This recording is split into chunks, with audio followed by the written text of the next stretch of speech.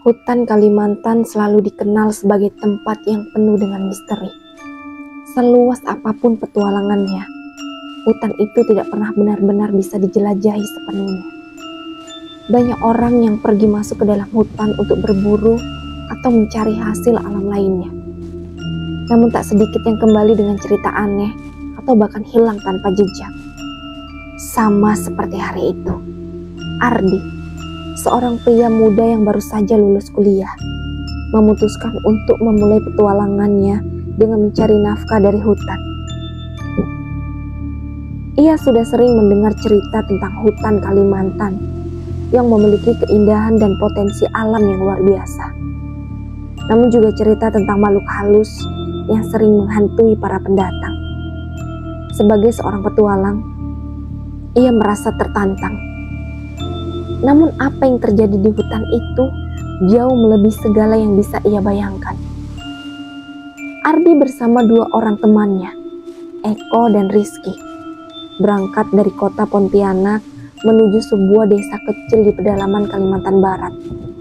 Desa itu terletak jauh di luar jangkauan kota, dengan akses jalan yang terbatas. Mereka berencana mencari bahan baku kayu dan beberapa rempah-rempah untuk dijual di pasar. Waktu yang mereka tentukan adalah 2 minggu. Cukup lama untuk mereka menelusuri hutan yang lebat dan luas. Jangan lupa, kalau ada yang aneh, kita harus langsung kembali. Hutan ini punya banyak cerita, ujar Eko dengan nada serius. Ah, kamu cuma terlalu banyak nonton film horor. Tenang aja Eko, kita kan pergi dengan pikiran positif, jawab Ardi dengan santai, mencoba menenangkan teman-temannya. Setibanya di desa, mereka bertemu dengan warga yang ramah dan menawarkan berbagai informasi mengenai kondisi hutan yang mereka tuju. Warga desa memberi peringatan tentang sang pemangsa, sebuah makhluk yang konon selalu mengincar manusia yang memasuki wilayah terlarang di hutan. Namun seperti kebanyakan orang yang skeptis, Ardi tidak memperdulikan cerita tersebut. Paling cuma mitos kan, katanya sambil tertawa kecil. Mereka cuma takut dengan hal-hal yang belum mereka pahami. Malam pertama mereka di desa berjalan dengan tenang. Namun perasaan tak nyaman mulai menyelimuti Ardi. Ia merasa ada sesuatu yang aneh saat memandang ke arah hutan dari kejauhan. Terlihat seperti bayangan yang bergerak-gerak di antara pepohonan besar. Meskipun tak ada angin yang bertiup, Eko yang tidur di sebelahnya pun terbangun dan mengamati hutan dengan rasa khawatir. Ardi, lo lihat nggak? Tanya Eko. Jangan bikin suasana makin mencekam, jawab Ardi berusaha untuk tetap tenang. Meskipun hatinya mulai merasa tidak enak. Keesokan harinya, mereka memulai perjalanan ke dalam hutan. Jalan setapak yang sempit dan rimbunnya pepohonan besar membuat mereka merasakan kesan yang mencekam.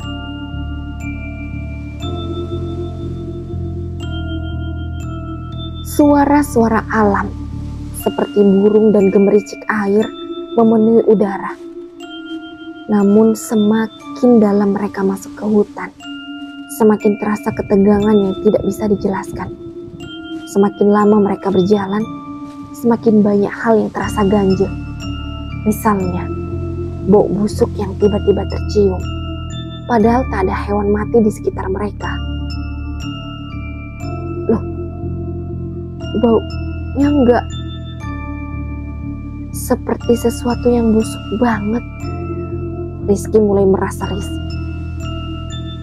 Bau itu memang aneh, tapi mungkin itu bau dari daun atau tumbuhan di sini, jawab Ardi berusaha menenangkan. Namun perasaan aneh itu semakin kuat saat mereka mendekati sebuah rawa besar.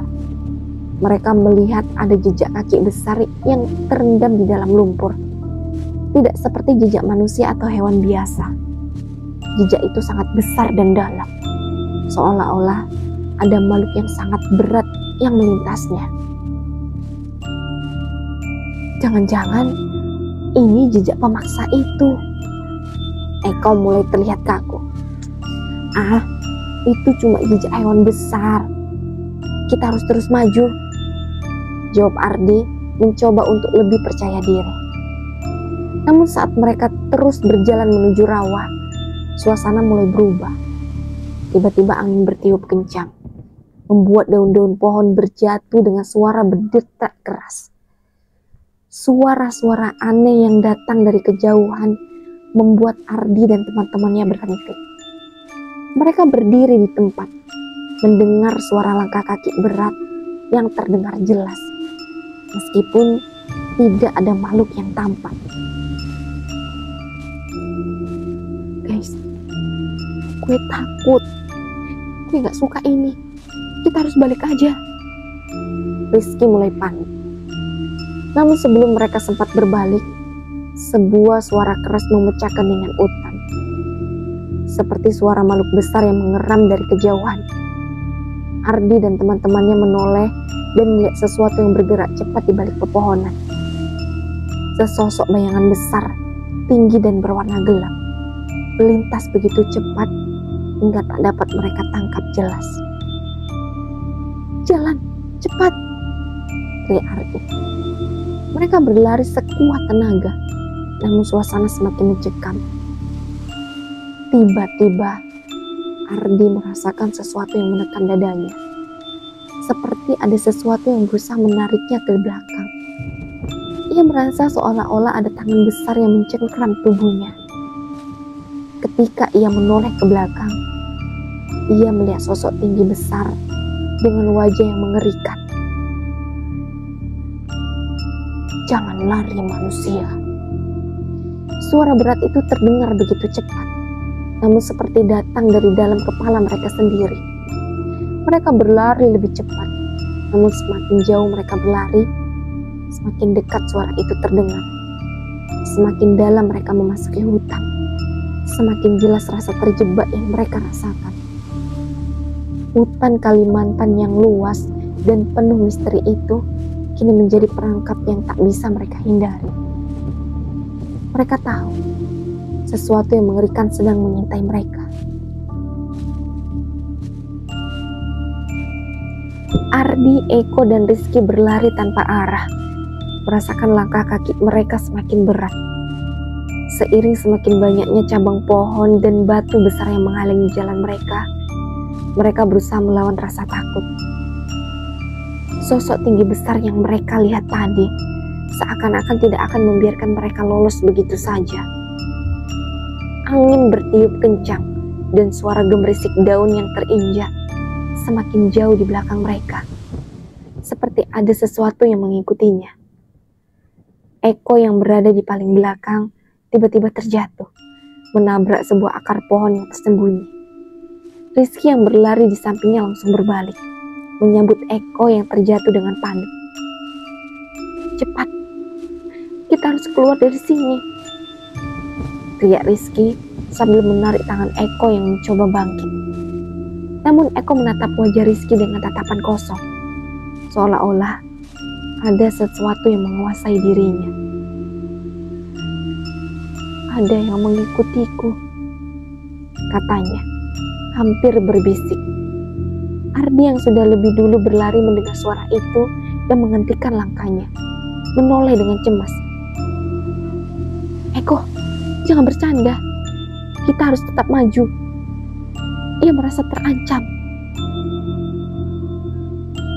"Jangan lari." Suara itu kembali terdengar, kali ini lebih dekat, seperti bisikan yang mengganggu kesadaran mereka. Namun dari balik pohon besar, sesosok bayangan besar itu muncul kembali, lebih jelas daripada sebelumnya. Sosok itu begitu tinggi dan wajahnya penuh dengan luka dan sobekan, seperti bekas cakaran yang sangat dalam. Tubuhnya berwarna gelap dengan rambut panjang berantakan yang menjuntai. Matanya yang memerah tampak menyala dan mulutnya terbuka lebar, menampilkan deretan gigi tajam yang mengerikan. Berhenti berlari. Suara itu menggelegar, seolah berasal dari dalam hutan itu sendiri. Eko yang ketakutan semakin tak bisa mengontrol dirinya. Ia mencoba lari, namun tubuhnya tak mampu bergerak lebih cepat. Ardi dan Rizky berlari mendekat, memegang tangan Eko dan menariknya. Namun tiba-tiba, tanah di bawah mereka bergetar dan kabut tebal mulai muncul dari celah tanah yang terbuka. "Kenapa kabutnya tiba-tiba muncul?" tanya Rizky dengan ketakutan. "Ini bukan kabut biasa. Kita harus segera keluar," jawab Ardi dengan nafas tersengal-engal, merasa panik. Namun kabut semakin tebal dan suara langkah kaki yang berat itu semakin mendekat. Semuanya berhenti sejenak, menunggu apa yang akan terjadi selanjutnya. Mereka merasakan perubahan suasana yang tak bisa dijelaskan. Rasanya seperti ada yang mengawasi setiap gerakan mereka. Kenapa? Kenapa semuanya jadi seperti ini? Eko berbisik dan hampir menangis. "Kami hanya ingin keluar dari sini." "Tunggu, ada sesuatu di depan," Ardi berseru. Rasakan ada gerakan yang sangat besar di balik kabut tebal itu. Ia menggenggam tangan Eko dan Rizky, mencoba tetap tenang meskipun hatinya berdegup kencang. Kabut itu semakin mengental dan bayangan besar yang mereka lihat sebelumnya kini muncul lebih jelas dari balik kabut. Sosok itu lebih dekat dari yang mereka bayangkan. "Sial, apa yang harus kita lakukan?" teriak Rizky, semakin panik. Suara itu kembali menggema, kali ini seperti perintah yang tidak bisa ditawar. Mereka menoleh ke belakang, dan Ardi bisa melihat dengan jelas bahwa makhluk itu semakin mendekat. Ia tahu, makhluk itu bukanlah sesuatu yang bisa mereka hadapi dengan senjata atau perlawanan biasa. Ada kekuatan yang lebih besar, kekuatan gelap yang mengendalikan hutan ini. "Ayo, kita harus keluar teman-teman," Ardi berteriak, mencoba memotivasi teman-temannya untuk berlari lebih cepat. Namun langkah mereka terasa semakin berat, semakin lambat. Kabut yang tebal menutupi jalan, dan pohon-pohon besar seperti merapat dan menghalangi gerakan mereka. Sosok itu kini sudah berdiri tepat di depan mereka, dan dari balik kabut, mulutnya yang menganga lebar mengeluarkan suara mengerikan. "Aku sudah menunggu lama. Kalian tak akan bisa keluar hidup-hidup," bisik makhluk itu. Suara seperti bergetar dari dalam tanah. Dan tiba-tiba di belakang mereka terdengar suara gemuruh yang semakin mendekat. Mereka berbalik, dan ternyata itu adalah suara ribuan langkah kaki yang berat. Sekelompok makhluk yang besar muncul dari balik kabut. Tubuh mereka besar, kulitnya seperti kulit pohon yang kasar dan berlendir. Wajah mereka hancur dengan mata yang bersinar merah menyala. Mereka bergerak begitu cepat, mengelilingi Ardi dan teman-temannya. Ini semua nyata. Rizky terisak. Eko yang terengah-engah melihat Ardi, matanya penuh ketakutan. Kita gimana bisa selamat dari sini?"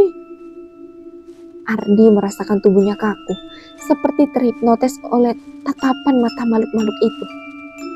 Ada suara di dalam kepalanya yang terus berulang, seperti mantra yang memaksa mereka untuk berhenti melawan. Jangan lari. Namun sebelum mereka benar-benar menyerah, Ardi teringat kata-kata yang diucapkan oleh seorang warga desa tadi. "Jika kamu mendengar suara itu, jangan berbalik. Jangan menatap mata mereka, atau kamu akan terjebak selamanya." Dengan sisa tenaga yang ada, Ardi menarik Eko dan Rizky untuk berbalik arah, menghindari tatapan mata makhluk itu. Namun dengan begitu banyaknya makhluk yang mengelilingi mereka hanya bisa berlari dan berharap dapat menemukan jalan keluar dari hutan ini. Ardi, Eko, dan Rizky berlari dengan segala tenaga yang tersisa, semakin jauh dari kejaran makhluk-makhluk itu. Hutan yang tadinya begitu penuh dengan suara alam, kini terasa menekan, seolah-olah setiap langkah mereka semakin dalam membawa mereka ke dalam jebakan yang tak bisa mereka hindari. Kabut semakin tebal dan udara terasa berat, seolah melawan mereka untuk bernafas. Cepat, kita harus terus berlari, teriak Ardi, meskipun suaranya sendiri terdengar lelah. Mereka berlari melewati pepohonan besar, melalui jalan setapak yang hampir tak terlihat lagi karena kabut yang semakin tebal. Tiap detik terasa begitu panjang, setiap langkah mereka terasa berat, seperti ada sesuatu yang menarik mereka kembali ke tempat yang lebih gelap. Namun tak ada lagi suara langkah makhluk yang mengikuti mereka. Untuk beberapa saat, mereka hanya bisa mendengar suara nafas mereka sendiri yang terengah-engah di tengah hutan yang mencengkam ini. Eko, Rizky, Ardi berbisik sambil mempercepat langkahnya. Kita harus mencari tempat bertahan, entah itu gua atau rumah kosong, apapun yang bisa melindungi kita. Jangan sampai kita berhenti, kata Rizky dengan nafas tersengat, menoleh ke belakang dengan ketakutan. Aku merasa mereka masih ada di dekat sini. Dan tiba-tiba, suara deru angin yang datang begitu cepat membuat mereka menoleh ke belakang. Kabut itu kembali bergerak, dan dari baliknya, mereka melihat bayangan besar yang berdiri tegak. Baluk itu muncul kembali dengan wajah penuh amarah. Mulutnya yang menganga menampakkan gigi-gigi tajam yang berkilat. Aku sudah menunggu kalian. Suara berat itu kembali terdengar, kali ini lebih dalam dan mengerikan. Suaranya menggema di seluruh hutan, seolah berasal dari dalam tanah. Mereka berhenti sejenak, terjebak dalam ketakutan yang memuncak. Makhluk itu semakin mendekat. Namun kali ini bukan hanya satu. Ada lebih banyak bayangan besar yang muncul dari kabut, bergerak mendekat dengan langkah yang menggetarkan tanah. Ardi menggenggam tangan Eko dan Rizky, berusaha menenangkan mereka yang mulai terisak ketakutan. Kita tak bisa lari lagi, kita harus melawan, kita harus cari cara untuk keluar hidup-hidup. Namun makhluk itu semakin dekat, dan tubuh mereka terasa semakin lelah. Eko hampir jatuh lagi, sementara Rizky tampak putus asa. Mereka sudah terperangkap, dikelilingi oleh sosok-sosok besar yang mengerikan itu. Tiba-tiba, salah satu makhluk itu bergerak maju lebih cepat dari yang lainnya. Tangannya yang bergeser dan kasar, seolah-olah siap meraih tubuh mereka. Dalam sekejap, makhluk itu sudah berada di hadapan mereka. Wajahnya yang hancur terlihat lebih jelas. Matanya merah menyala, dan bau busuk yang menyengat muncul dari tubuhnya. Jangan coba melawan. Suara itu terdengar semakin dalam, seolah ada kekuatan gelap yang mengendalikan hutan ini. Saat itulah Ardi teringat akan sesuatu yang dikatakan warga desa sebelum mereka berangkat. Hanya ada satu cara untuk melawan pemangsa ini. Menyalakan api dengan segala kekuatan yang ada, dan biarkan hutan itu membakar mereka. Dengan cepat, Ardi mencari di sekitar mereka, mencari sesuatu yang bisa digunakan untuk menyalakan api. Di dekatnya, ia melihat batu besar dan kayu kering. Dia dengan cepat mengumpulkan kayu kering itu, memukul-mukul batu dengan harapan bisa menciptakan percikan api. Eko, Rizky, kita harus membuat api, serunya. Sementara tangan-tangannya gemetar saat berusaha memulai percikan api. Tapi makhluk itu semakin mendekat, dan Ardi merasa bahwa waktu mereka sudah hampir habis. Tiba-tiba, Kabut yang sebelumnya menghalangi pandangan mereka bergerak mundur. Sesosok wanita muncul dari balik kabut dengan tubuh yang tampak transparan dan wajah yang begitu cantik, namun sangat menakutkan. Rambutnya terurai panjang dan matanya seperti menyala dengan warna biru terang. Sosok itu tidak seperti makhluk lain yang mereka lihat. Ia tampak lebih misterius dan lebih menguasai suasana. "Saya akan membantu kalian," wanita itu berbisik dengan suara yang lembut, namun ada ketegasan dalam nada suaranya. "Tapi kalian harus mengikuti instruksi saya dengan tepat." Dengan cepat, wanita itu melambaikan tangannya, dan dalam sekejap, tanah di sekitar mereka mulai bergetar. Pohon-pohon besar yang ada di dekat mereka tiba-tiba mulai terbakar. Api yang muncul begitu cepat mengelilingi makhluk-makhluk besar itu. Makhluk-makhluk pemangsa itu berteriak kesakitan, seolah-olah api itu membakar mereka dari dalam. "Cepat, ikuti saya," wanita itu berteriak sambil melangkah maju menuju sebuah jalan setapak yang tampak muncul dari dalam kabut. Ardi dan teman-temannya, meskipun bingung, segera mengikuti. Mereka berlari sejauh mungkin, meninggalkan jejak api yang menghanguskan seluruh makhluk itu.